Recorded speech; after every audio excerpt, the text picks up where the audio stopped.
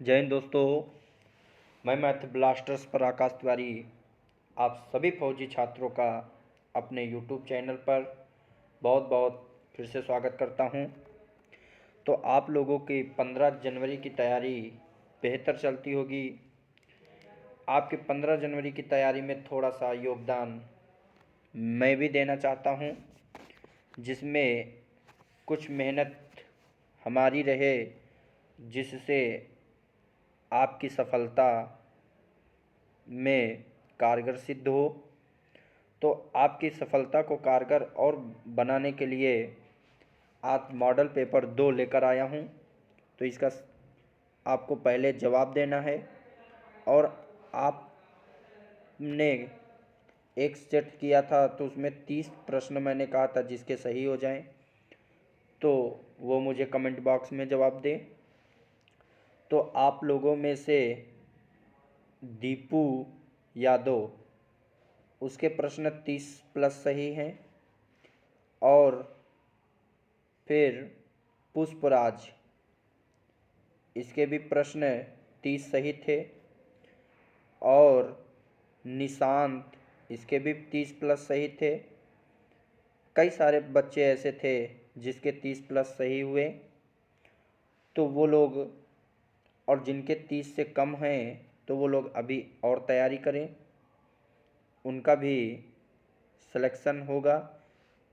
अभी भी आपके पास 1 मंथ का समय है, तो आप लोग तैयारी अच्छे से करें, आपका भी सिलेक्शन श्योर है। तो आज देखते हैं, और इसमें आज का टारगेट रहेगा कि 40 किसके नंबर आते हैं। अगर 40 जिसके नंबर आए तो वो कमेंट बॉक्स में अपना नाम और फिजिकल नंबर ज़रूर लिख के भेजें। और आपको अगर पीडीएफ चाहिए तो आप एसएमएस कर दें 73 47 81 15 01। इस पर एसएमएस करें और आर्मी अग्निवीर नीचे लिख दें तो आपको पीडीएफ भी मिल जाएगी। तो देखते हैं अब प्रश्न को। कराई यदि 5 4 3 1 स्टार 8 9 से विभाजित हो तो स्टार के स्थान पर कौन सा अंक आएगा। तो इसमें आपको बताना है कि यहाँ स्टार के स्थान पर क्या आएगा, 6 5 3 9। तो ऐसा प्रश्न करने के लिए आप याद रखना 9 के कटने का नियम आपको आना चाहिए।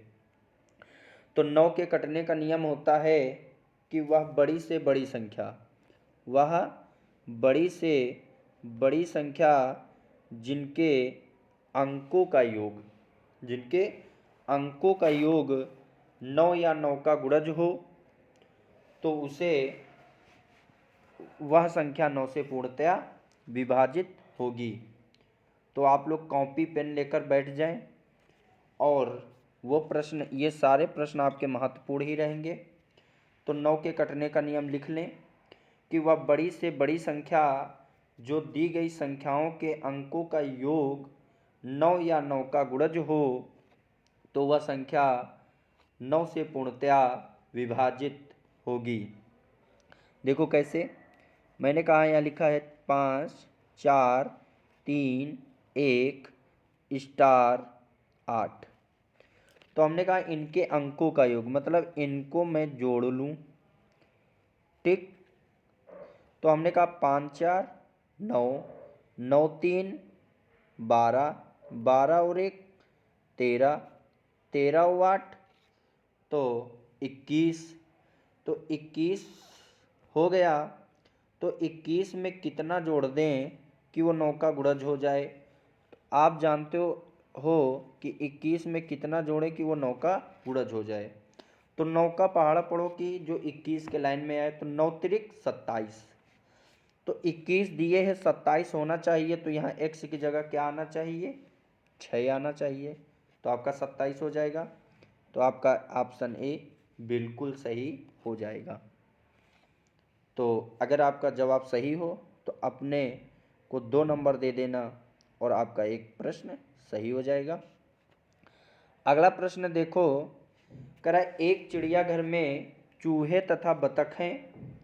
यदि कुल 70 सिर हैं तथा 240 पैर हैं तो बताओ बतखों की कुल संख्या क्या है। तो इसमें आपको सिर्फ देखना है कि एक चिड़ियाघर में चूहे हैं और बतख हैं। इसमें आपको सिर्फ इनमें देखना है कि किसके पैर कितने होते हैं, ये आपको पता होना चाहिए। चूहे के कितने पैर होते हैं? 4। बतख के कितने पैर होते हैं? 2। यही होता है। तो यहाँ पर उसने बतखों की संख्या पूछा है, तो एक चीज़ याद रखना, जो पूछे उसको छुपा देना, जो ना पूछे उससे गुणा कर देना। ठीक, देखो क्या उसने बतख पूछा है। मान लो सारे चूहे थे, क्या थे? मान लो सारे चूहे थे, तो चूहे के कितने पैर होते हैं? तो आप कहोगे सर 4 पैर होते हैं। तो मैंने कहा चूहे के 4 पैर, मैंने बतखों को भी मैंने 4 मान लिया, तो टोटल सिर है कितने? 70। अगर 70 चूहे होते तो एक चूहे के 4 पैर, तो टोटल पैरों की संख्या कितनी हो जाती? तो 7 चौक 28, 280 हो जाती। बोलो 280 हो जाती। लेकिन पैरों की संख्या दिए कितना है? 240। तो यहाँ पर 280 आ रहा है, लेकिन सवाल में 240 पैर दिए, तो कितना कम दिए? तो इसका मतलब कि 240 होना चाहिए, 280 आ रहा तो ज़्यादा आ रहा है। तो ज़्यादा क्यों आ रहा है? क्योंकि आपने बतख को भी चूहा मान लिया है। तो 280 में 240 जाएगा तो कितना ज़्यादा? तो आप कहोगे 40 ज़्यादा। तो ये 40 ज़्यादा किसके कारण आया? तुमने 2 की जगह 4 मान लिया, तभी तो ज़्यादा आया। तो 2 से 4 ज़्यादा हुआ तो कितना ज़्यादा हुआ? तो आप कहोगे 2 ज़्यादा हुआ। तो यहाँ पर 2 से अगर 40 काटोगे तो 20 दूना 40। इसका ऑप्शन ए बिल्कुल सही हो जाएगा। नोट कर लो। अगर आपको समझ में नहीं आया है तो एक बार फिर से देख लो। हमेशा याद रखना, अगर यहाँ पर चूहे और बतख दिए हैं, चूहे के 4 पैर होते हैं, बतख के 2 पैर होते हैं। बतख पूछ रहा है तो हमने कहा दोनों को चूहा मान लो, तो यहाँ भी 4 पैर, यहाँ भी 4 पैर। अगर 70 सिर हैं तो मतलब 70 चूहे होंगे। तो एक चूहे के 4 पैर, तो 70 चूहे के कितने पैर? 280 हो जाएंगे। लेकिन सवाल में कितना दिए हैं? 240 पैर दिए। तो कितना ज़्यादा? 40 ज़्यादा। यहाँ से चूहे में कोई परिवर्तन हुआ? नहीं हुआ। यहाँ से परिवर्तन हुआ? हाँ हुआ। पहले 2 पैर थे, उसको 4 माना, तो कितना ज़्यादा माना? 2। तो इसका मतलब कि जो ज़्यादा माना था उसी से भाग कर दो। तो 2 से 40 काटोगे तो कितना आएगा? 20 आएगा। तो आपका उत्तर 20 बिल्कुल सही होगा। नोट कर लो इसे। फिर भी अगर आपको समझ में ना आए तो कमेंट बॉक्स में लिख देना, मैं इसको सॉल्व करके पुनः बता दूंगा। तो आपको मंजिल पाना है तो कुछ ना कुछ नया करना ही पड़ेगा, और किसी से अगर आगे बढ़कर आना है तो अपने को तपाना ज़रूर पड़ेगा। आगे चलते हैं। अगला प्रश्न देखो, तीसरा क्या कह रहा है? एक्स स्टार वाई बराबर X plus Y X plus 2 bracket में वाई माइनस 2, तो 7 स्टार 5 का मान क्या है? इसका मतलब क्या है? इसका मतलब है कि यहाँ 7 स्टार 5 मतलब ये x है और ये y है। तो यहाँ पर देखो x की जगह हमने 7 रख दो तो 7 + 2 हो जाएगा। y की जगह 5 रख दो तो 5 - 2 हो जाएगा। तो 7 और 2 9 होता है, 5 में 2 गया 3 होता है, तो 9 तिरिक 27 होता है। नकल टिप करना था सिर्फ, आपका ऑप्शन डी हो जाएगा। तो आपको इसमें कोई दिक्कत नहीं होनी चाहिए। आगे देखते हैं प्रश्न तीसरा। तो तीसरा प्रश्न, तो आपको सबसे पहले प्रश्न को रोकना है और स्वयं करना है, फिर उसके बाद अगर ना आए तो फिर देखना है और वीडियो को पूरा देखना है। क्योंकि अगर आपको मेहनत मेरी पसंद आ रही है तो आप सिर्फ लाइक कर दें, कमेंट कर दें, कमेंट में जय हिंद ज़रूर लिखें। और अगर मेहनत आपको मेरी लग रही कि हाँ सर मेहनत कर रहे हैं, तो आप अपने दोस्तों तक शेयर करें इसे और उनको भी बताएं कि 15 जनवरी के लिए सर कुछ इम्पॉर्टेंट क्वेश्चन रोज़ाना करा रहे हैं। देखें, सब्सक्राइब करें और घंटी ज़रूर बजाएं ताकि आपको नोटिफिकेशन मिल जाए। तो आगे प्रश्न देखना है, किसी संख्या के 4/3 के 2/3 का मान 80 है तो मूल संख्या है। तो आप लोग इसे रोकें और करें, फिर उसके बाद जवाब देखें कि सही है कि गलत है। तो किसी संख्या का 4/3 मतलब 4/3, के काकी के का मतलब गुणा, के 2/3, यहाँ तो की जगह होना चाहिए 2/3 मतलब 2/3 का मान 80 है, यही होना चाहिए। तो 4 दूनी 8, तो 4 दूनी 8, तो 8 एक कम 8 हो जाएगा। 3 त्रिक का 9, तो 9 का गुणा 10 में करोगे तो 9 दहम 90, आपका उत्तर 90 हो जाएगा। तो यहाँ तो की जगह लिख लेना 2/3। टिक आ गया होगा आपको। आगे देखते हैं प्रश्न। कराइए यदि दो संख्याओं का योग 50 तथा उन दो संख्याओं का अंतर 30 है तो पहली संख्या ज्ञात करो। तो मैंने कहा दो संख्याओं का योग 50, उन्हीं संख्याओं का अंतर 30, तो पहली संख्या पूछा है। तो हमने कहा +b - b कैंसिल, a और a 2a बराबर 50 और 30 80, तो a कितना होगा, 2 चौको 8 40 होगा। तो आपका ऑप्शन बी बिल्कुल सही हो जाएगा। नोट कर लो और इन पैटर्नों को ज़रूर लिखें, ये आपको पैटर्न वहाँ देखने को ज़रूर मिलेंगे एग्ज़ाम में। अगला देखते हैं। अगला कह रहा है कि किसी वस्तु को 20% लाभ पर बेचा जाता है, यदि उसे 30% लाभ पर बेचा जाता तो 30 रुपये अधिक मिलते, तो वस्तु का क्रय मूल्य ज्ञात कीजिए। अच्छा प्रश्न है। आप जब 20% की बेच रहे थे, 20% लाभ पर बेच रहे थे, तो उसका मन नहीं भरा, कहने का लगा ना ना ना, अब 20% नहीं, अब मुझे 30% लाभ कमाना है। अगर 30% मैं लाभ कमाऊंगा तो 30 रुपया मुझे ज़्यादा मिलेंगे। तो अच्छा 20% पर उसका पेट नहीं भरा, अब 30% पर उसका पेट भर जाएगा। ऐसे ऐसे भी दुकानदार हैं। तो पहले 20% कमाता था, सुकून नहीं मिला, लेकिन कहने लगा मैं 30% इस पर लाभ कमाऊंगा, तो उसको 30 रुपये ज़्यादा मिलेंगे। तो इसका मतलब 20% लाभ कमाता था, अब 30% कमाना चाह रहा है, तो आप ही बताओ वो कितना परसेंट ज़्यादा वो अंकित कर रहा है। तो आप कहोगे 10% ज़्यादा अंकित कर रहा है। तो 10% ज़्यादा अंकित कर रहा है, जो 30 रुपये के बराबर है। 10% ज़्यादा इधर अंकित किया, बढ़ा दिया, 30 रुपया ज़्यादा कमा लिया। समझ में आया। तो अब 10% अगर 30 के है तो हमारा परसेंट होता है 100। तो 10 से अगर 30 है तो 1% अगर देखोगे तो कितना आएगा, तो आप कहोगे 3 आएगा।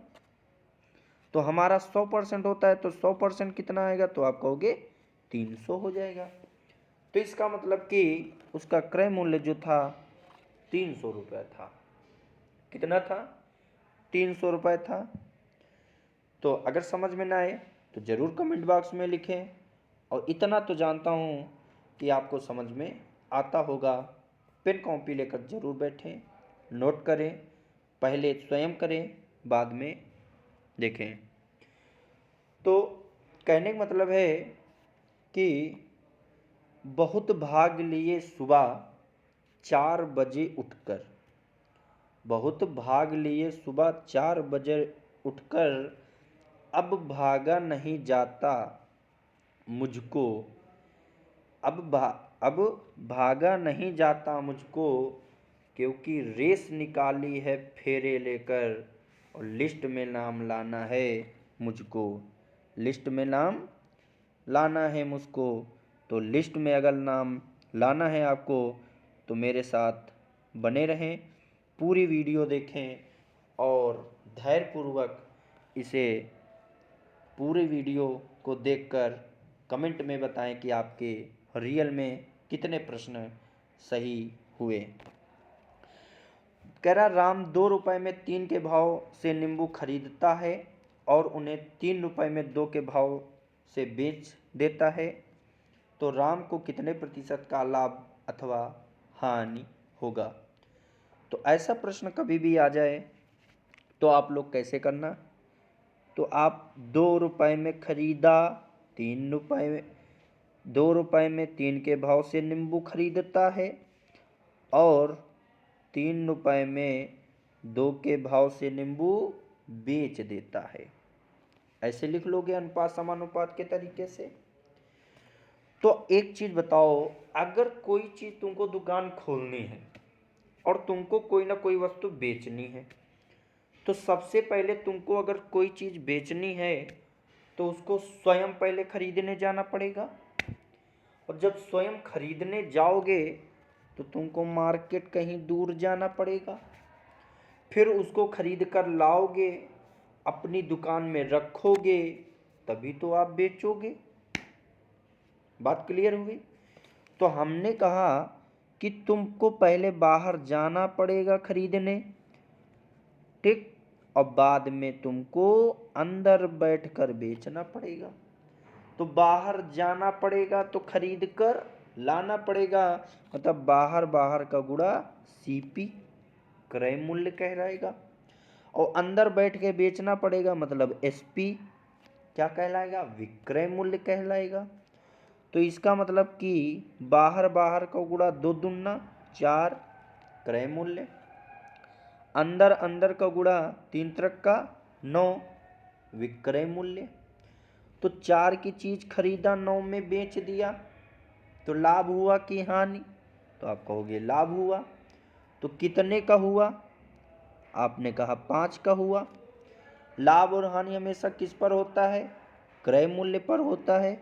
तो क्रय मूल्य है कितना, 4 रुपया इंटू 100, 4 से 100 काटोगे 25 चौक को 100, तो 25 पंचे 125, उत्तर आपका 125 हो जाएगा।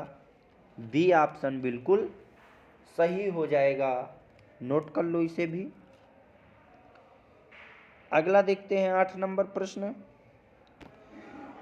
कह रहा है कि साधारण ब्याज की किस दर से 500 रुपये 2 वर्ष में 600 रुपये हो जाएगा। तो आप ही बताओ। हमारा साधारण ब्याज होता है PRT बटे 100।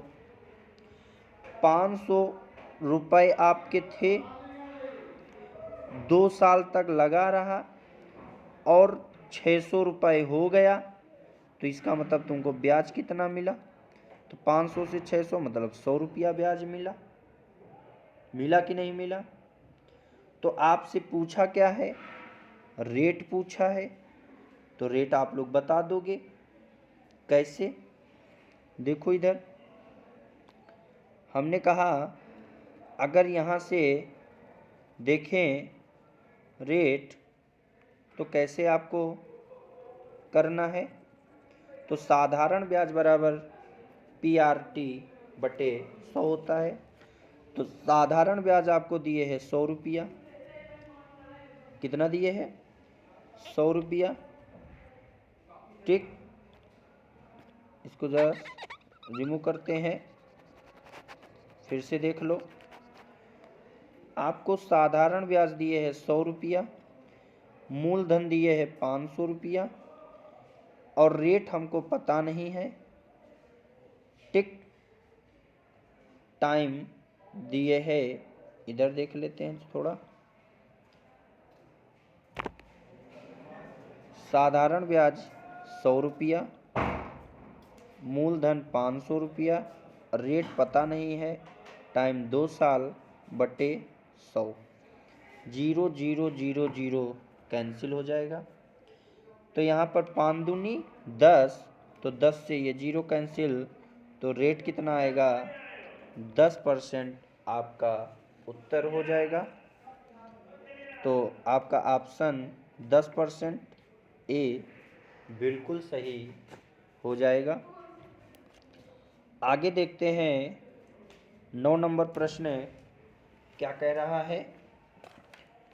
9 नंबर प्रश्न कह रहा है कि ए, बी और सी किसी काम को क्रमशः 10 दिन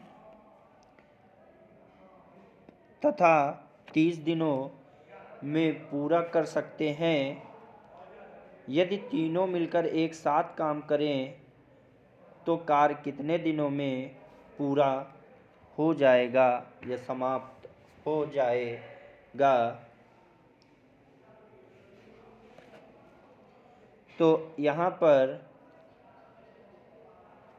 यहाँ एक चीज़ नोटिस करना, यहाँ बी जो है 10 की जगह 15 कर देना। कितना कर देना? 15। तो यहाँ हो जाएगा ए 10 दिन में, बी 15 दिन में, सी 30 दिन में। तो ये तीनों करते हैं, तो टोटल काल लेने के लिए हम इनका क्या लेंगे? LCM। तो 10 दिन में अगर 30 काम तो एक दिन में 3 काम, 15 दिन में 30 काम अगर बी करता है तो एक दिन में 2 काम, और ये एक दिन में 1 काम करेगा। अगर तीनों मिल जाएं तो इस 30 काम को होने में कितने दिन लगेंगे? तो आप कहोगे ये 3 2 5 1 6, एक दिन में 6 काम, तो 30 काम होने में 6 पंचे 30, तो इसका मतलब 5 दिन लगेंगे। तो आपका ऑप्शन बी बिल्कुल सही हो जाएगा। नोट कर लो।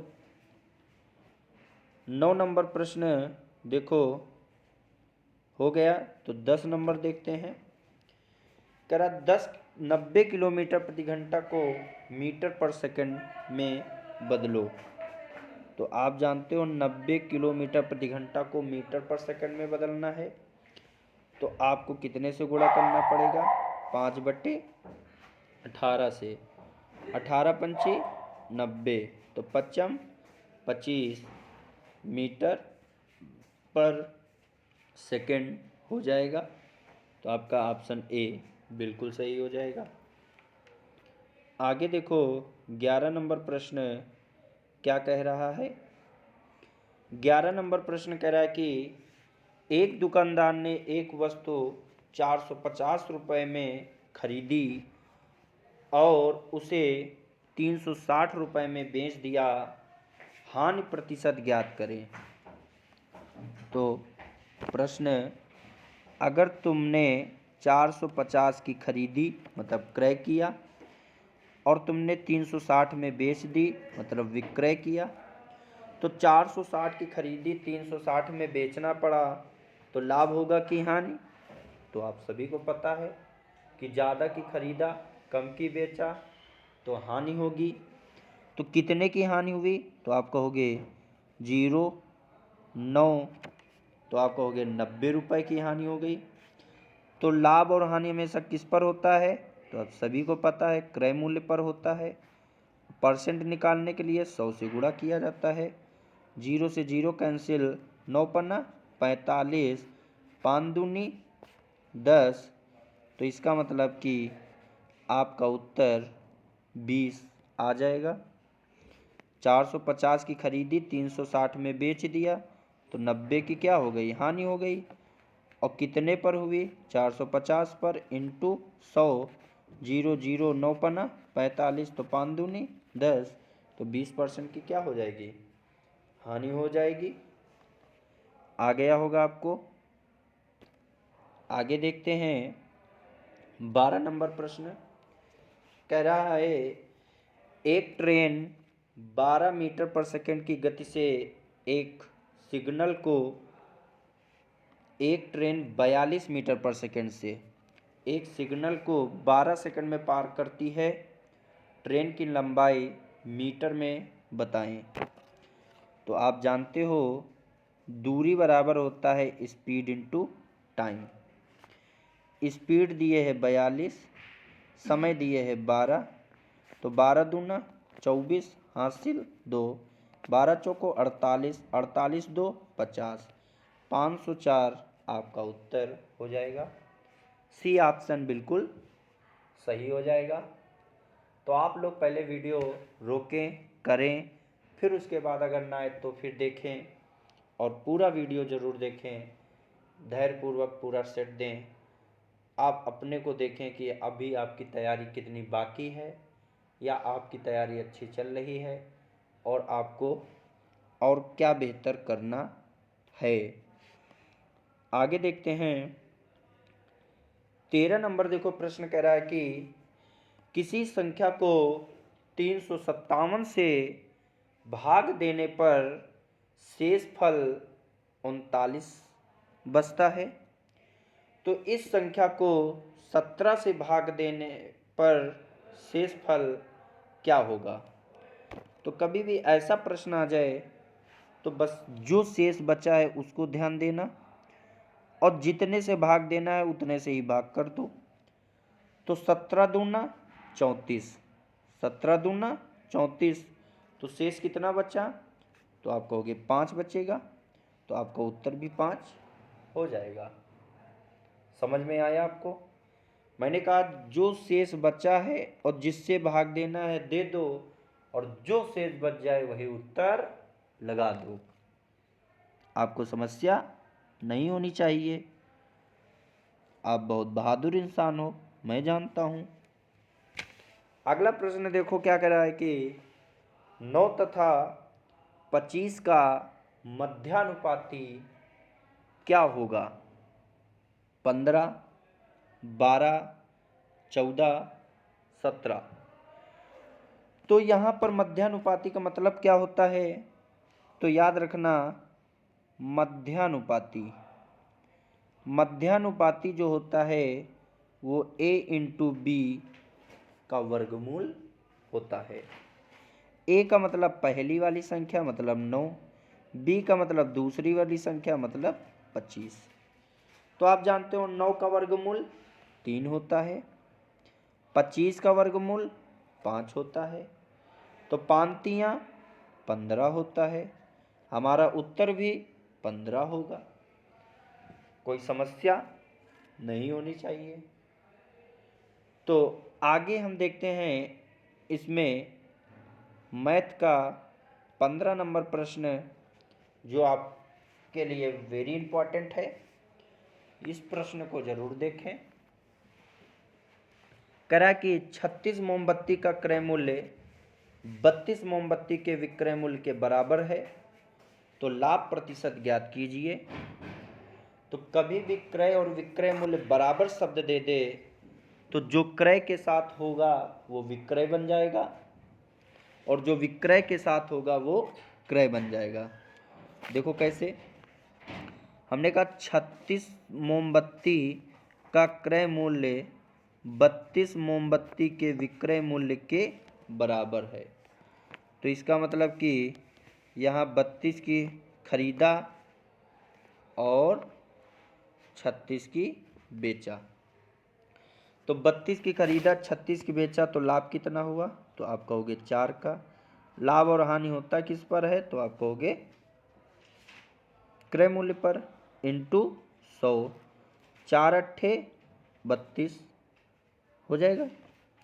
8 से काटोगे तो 8 एक कम 8 और 2, तो 8 दूनी 16 और 8 पन 40, 12.5% आपका उत्तर हो जाएगा।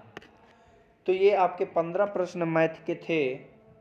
अब हम देखेंगे कि रीजनिंग के 5 प्रश्न कैसे आते हैं, और इसमें आपको बताना है कि कितने प्रश्न आपके मैथ में सही हो रहे हैं, कितने रीजनिंग में सही हो रहे हैं, कितने जीएस में और कितने साइंस में।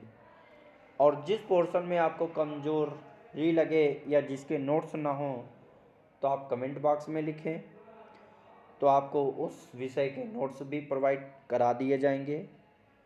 और उतने ही नोट्स में क्वेश्चन होंगे जितने आपके लिए सफिशिएंट रहेंगे, उसमें फालतू के क्वेश्चन आपको नहीं मिलेंगे।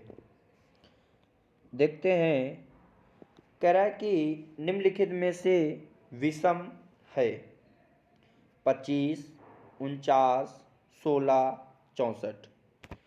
अगर हम देखें 25 मतलब 5 का स्क्वायर दिए हैं, 49 7 का स्क्वायर, 16 4 चौको 16 मतलब कि 4 का स्क्वायर दिए हैं। 64 देखें तो 88 64 दिए कि नहीं दिए। लेकिन एक चीज़ देखो, 64 जो है वो 4 का क्यूब भी है कि नहीं है।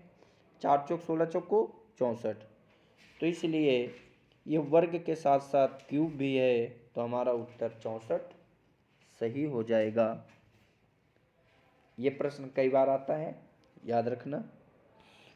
अगला देखो, कह रहा है कि राम कुमार को 18 फिर 1 13 इतना बड़ा बड़ा सब लिखा है। तो सबसे पहले देखेंगे कि राम आर कितने पर आता है? 18।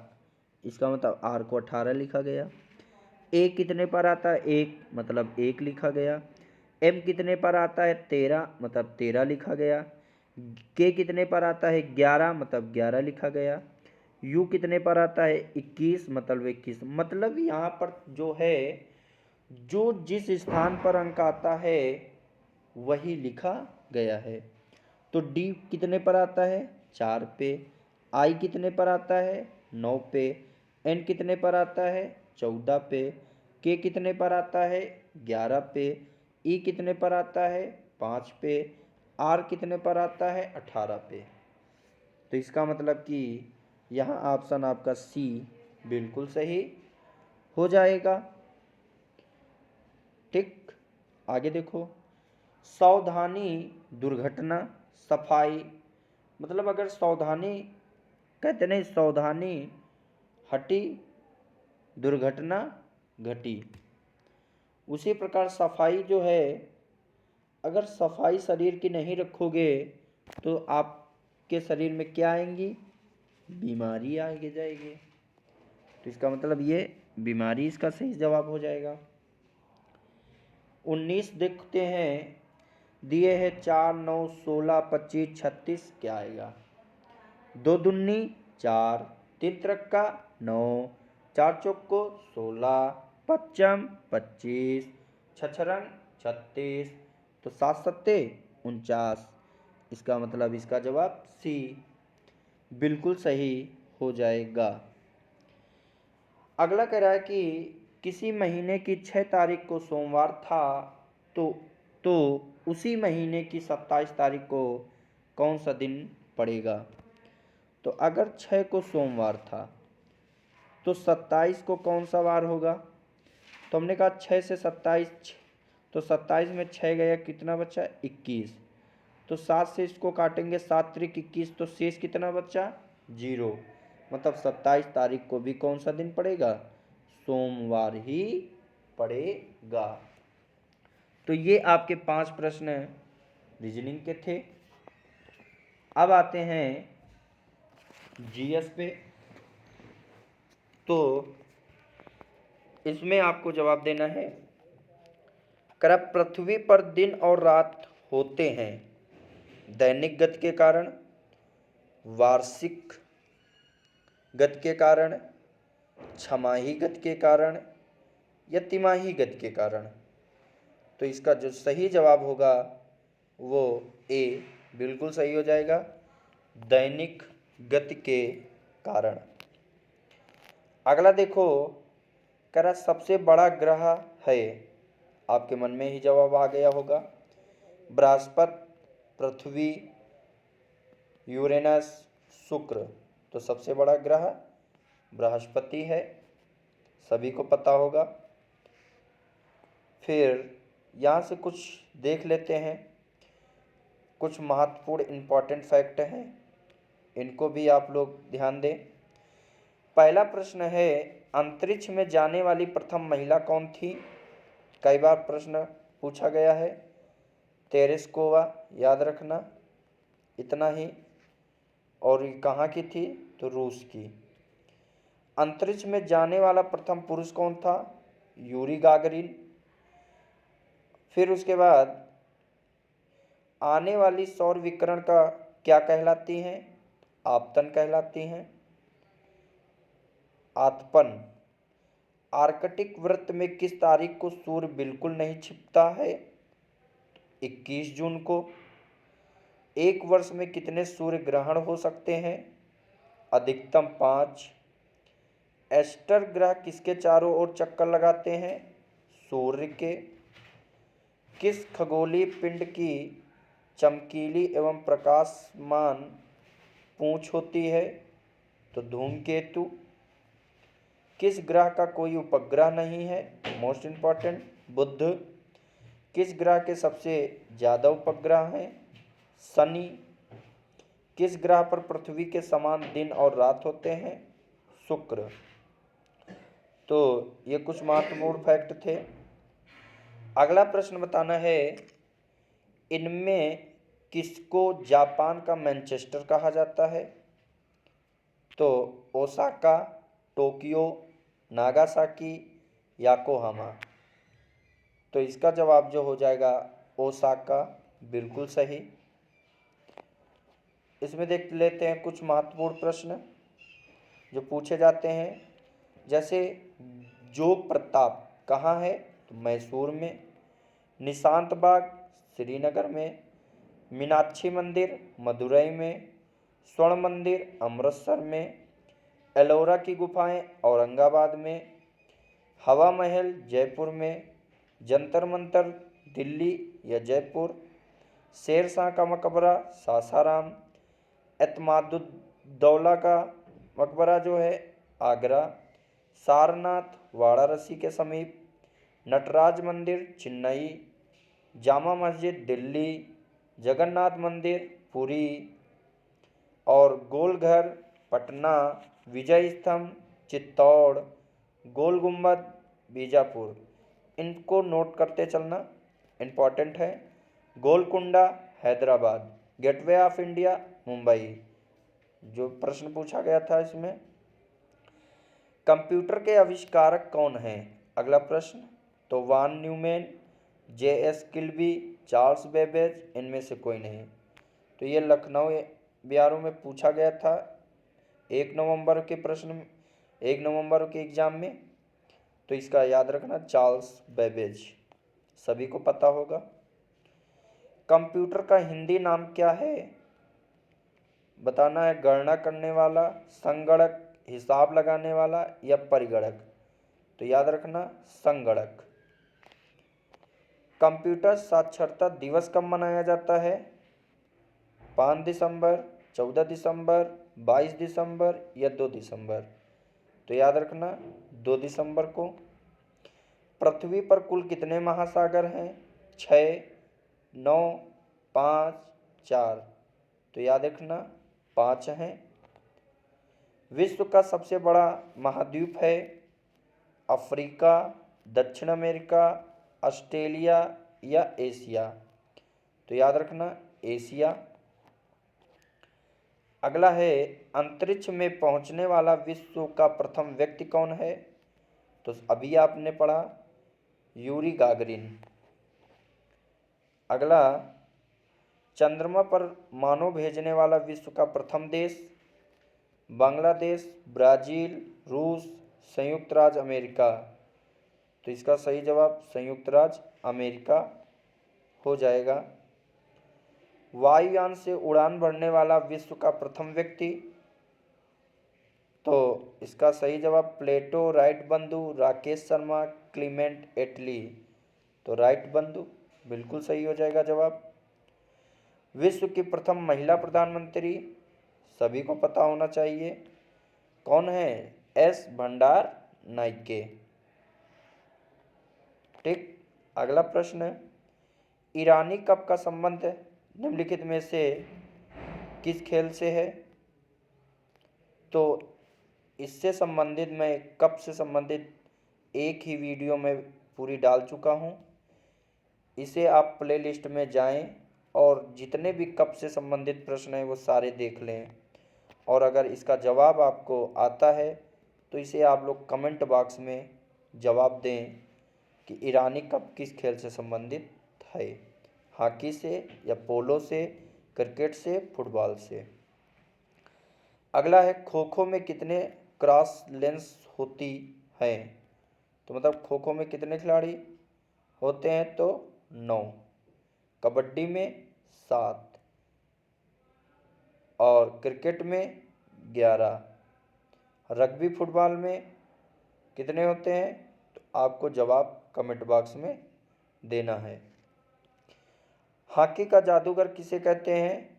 सभी को पता होगा, मेजर ध्यानचंद्र को कहते हैं। वास्तविक वस्तु का आभासी प्रतिबिंब बनता है? तो याद रखना, समतल दर्पण से। कहाँ पे? समतल दर्पण। वस्तु से छोटा प्रतिबिंब बनता है? उत्तल दर्पण, अवतल दर्पण, समतल दर्पण, उत्तल दर्पण और अवतल दर्पण, ये दोनों। सूर्य उदय और सूर्य अस्त के समय सूर्य का गोल दिखता है? तो गोलाकार, घनाकार, अंडाकार या चपटा।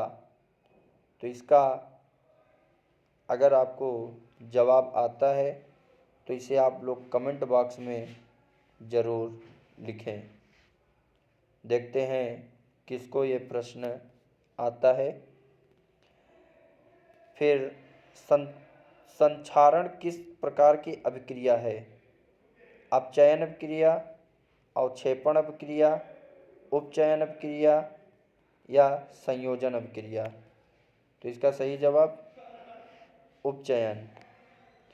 प्रबल अम्ल और दुर्बल अम्ल से बने लवण का पीएच मान 7 से कम होता है।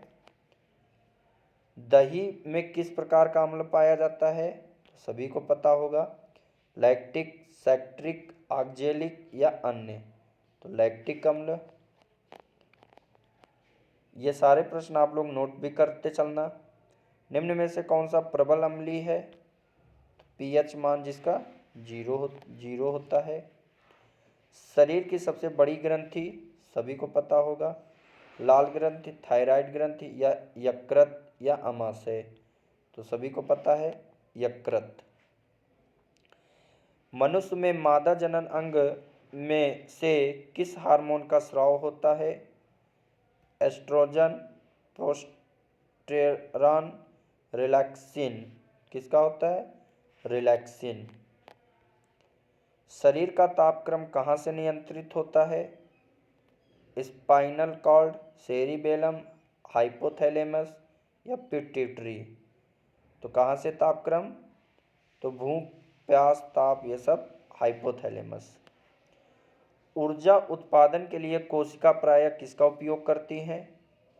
अमीनो अम्ल, ग्लूकोज, वसा अम्ल, सुक्रोज। तो इसको बताना है आप सभी को। ऊर्जा उत्पादन के लिए कोशिका प्रायः किसका उपयोग करती हैं? तो इसका सही जवाब आपको आता ही होगा, ग्लूकोज। फिर एक स्वस्थ मनुष्य का रक्तचाप होता है, वेरी इंपॉर्टेंट है, कई बार प्रश्न पूछा गया है, 120/80। ये सारे प्रश्न आपके महत्वपूर्ण हैं। अमीबा में भोजन का अंतर्ग्रहण किसके द्वारा होता है? तो कूटपाद, कोशिका मुंह, सीलिया, गुदा द्वार। तो इसका सही जवाब होगा कूटपाद। निम्न में से कौन सा एंजाइम लार्व में पाया जाता है? तो टाइलिन। और इस वीडियो का इस मॉडल पेपर का लास्ट प्रश्न है, ऊर्जा उत्पादन के लिए कोशिका प्रायः किसका उपयोग करती हैं? तो ग्लूकोज का उपयोग करती हैं। तो ये आपके 50 प्रश्न थे, जो आपके कई सारे प्रश्न इसमें आपको नए भी दिखे होंगे, कई सारे प्रश्न आपको आते होंगे।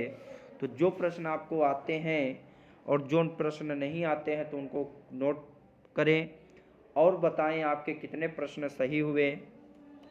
यदि आपके प्रश्न 45 इसमें सही हो जाते हैं, 45 सही हो जाते हैं, तो ईमानदारी से बताना, तो उसको अगर आपके 45 प्रश्न सही हो रहे हैं तो लगातार अगर जिसके 7 दिन 45 प्रश्न सही हो गए तो अपना नंबर मुझे देना और आपको कुछ न कुछ 7 दिन बाद लगातार अगर आपके सही हुए तो कुछ न कुछ मेरी तरफ से आपको गिफ्ट दिया जाएगा। तो आप लोग इसको देखें और इसे शेयर करें, लाइक करें। अभी तक चैनल को सब्सक्राइब नहीं किए हैं तो सब्सक्राइब करें। जय हिंद, जय भारत, वंदे मातरम।